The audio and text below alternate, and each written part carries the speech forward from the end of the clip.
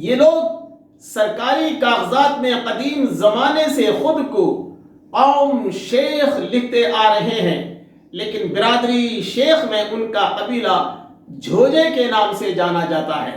سماج بھی ان کا شمار جھوجا قوم میں کرتا ہے، چونکہ انہیں جھوجے کی وجہ تسمیہ معلوم نہیں ہے، اس لیے یہ خود کا جھوجا ہونا معیوب سمجھتے ہیں۔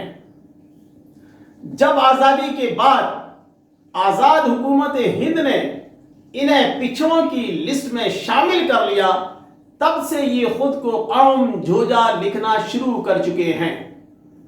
مسلم دور حکومت میں پیشہ سپہ گری ہونے کے سبب یہ خود کو کبھی راجپوت سمجھتے ہیں تو کچھ افغان ہونے کا اندازہ لگاتے ہیں، زیادہ تر خود کو ترک بھی کہتے ہیں۔ ان کے علاقے راجپوتوں اور افغانوں کے علاقے نہیں ہیں۔ کوئی رسم یا رواج راجپوتوں اور افغانوں جیسا ان کے یہاں نہیں ہے۔ ان کے افغان نہیں ہونے کا سب سے بڑا ثبوت ان کا شیخ ہونا ہے۔ افغان قوم نے قبول اسلام کے بعد اپنی پہچان کو باقی رکھا تھا۔ انہوں نے کبھی بھی اپنے ناموں کے ساتھ شیخ خطاب کا استعمال نہیں کیا۔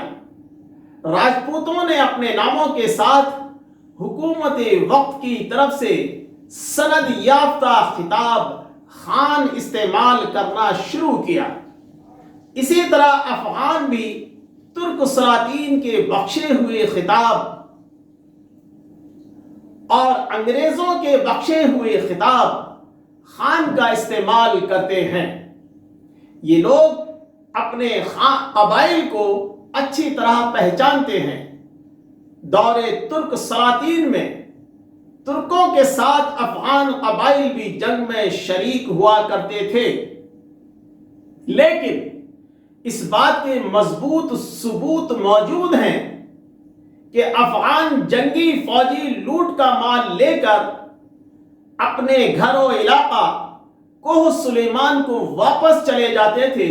افغان فوجی دستوں کو ترک فوجوں میں پشتوان کہا جاتا تھا، لیکن سائبیریا، منگولیا، وسط ایشیا جیسے دور دراز علاقوں سے آنے والے منگول اور تاتاری ترک فتح کے بعد اپنے بادشاہ کے ساتھ ہی ہندوستان میں آباد ہو جاتے تھے۔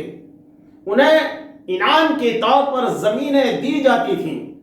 ایک روسی مورخ ایتونووا اپنی کتاب بھارت کا اتہاس ہندی میں لکھتا ہے کہ بابر کی فوج میں سینٹرل ایشیا یعنی ترک اور افغان و گگر فوجی شامل تھے۔ پانی پت کے میدان میں اس نے منگولوں کے طریقے سے ابراہیم لودھی پر حملہ کیا۔ فتح کے بعد افغان فوجی دستے لوٹ کا مال لے کر وطن واپس ہو گئے۔ ہندوستان میں رہ جانے والے ترک اور منگول فوجیوں کو زمینیں دیں جو آگے چل کر جاگیریں کہلائیں۔ اردو، ہندی، انگریزی لغت میں کوئی لفظ نہ جھوجا ہے اور نہ جوجا۔ ترک تاریخ اور ترکی لغت میں لفظ جوجی ملتا ہے۔ ترکی زبان کی لغت میں جوجی کے معنی چنگیز خاں کا بیٹا لکھا ہے۔ یہ لفظ ترکی زبان کا ہے۔ لفظ جوجے کی حقیقت کو جاننے کے لیے مغلوں کا مختصر شجرہ و حالات بیان کرنا ضروری ہے۔ ترکوں کے جد اعلیٰ نوح علیہ السلام کے پوتے ترک بن یافس کے 4-5 واسطوں کے بعد ترکی سلطنت کا وارث انجا خان ثانی ہوا، جس کے 2 بچے ایک ساتھ پیدا ہوئے۔ ایک کا نام تاتار خان رکھا اور دوسرے کا مغل خان رکھا۔ مغل خان ہی منگولوں یا مغلوں کا جد اعلیٰ ہے۔ انجا خان کی حکومت 2 حصوں میں بٹ گئی۔ تاتار خان نے جہاں حکومت قائم کی وہ تاتارستان کہلایا، اور مغل تخت نشینی کے بعد مغل خاں کے نام سے مشہور ہوا، اس نے مغلستان کی آبادی کی بنیاد رکھی اور اس کی قوم مغل یا منگول کہلائی۔ چینی زبان میں غین نہیں ہے، لہذا چینی مغلوں کو مغول کہتے ہیں، اسی لیے منگولیا کا نام منگولیا مشہور ہوا۔ اسی مغل خاں کی اولاد میں چنگیز خاں، ہلاکو خاں اور امیر تیمور ہیں۔ چنگیز خاں سن 1155 میں مشرقی سائبیریا میں پیدا ہوا۔ سن 1227 میں وفات ہوئی۔ تاریخ اسلام مولانا اکبر شاہ لکھتے ہیں کہ مغولان چنگیزی کو عام طور پر مسلمانوں کی نگاہ میں مبغوض و ملعون بنا رکھا ہے۔ اگر پہلے زمانے کے مسلمانوں کو غور و تأمل کا موقع نہیں ملا تو آج ہم کو یہ موقع خوب حاصل ہے۔ حکومت اسلامیہ میں وراثت کے دخل پا جانے کی لعنت نے مسلمانوں کے تخت پر ایسے نالائقوں اور بدتمیزوں کو متمکن کر دیا تھا جو کسی طرح بھی مسلمانوں کی سلطنت کو سنبھالنے اور حکومت اسلامیہ کے وقار کو قائم رکھنے کی اہلیت نہیں رکھتے تھے۔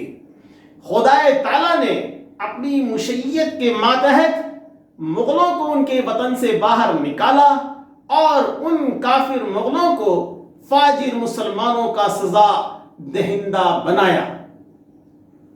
جس تیزی سے چنگیز خان نے سینٹرل ایشیا پر اپنا تسلط جمایا، اس کی مثال نہیں ملتی۔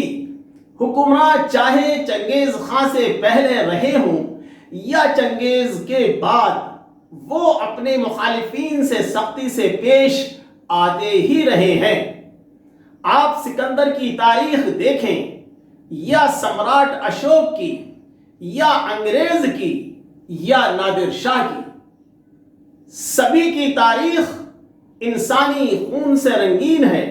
چنگیز خان سے زیادہ غارت گری امیر تیمور نے مچائی تھی، سروں کے مینار بنوائے تھے، انگریزوں کے ذریعے دہلی کو تباہی اگر بیان کروں تو آپ خون کے آنسو روئیں گے۔ مثال کے طور پر ایک انگریز فوجی افسر ہنری کاٹن کا ایک بیان تحریر کرتا ہوں۔ یہ بیان چند ممتاز علماء انقلاب 1857 میں شائع ہوا ہے۔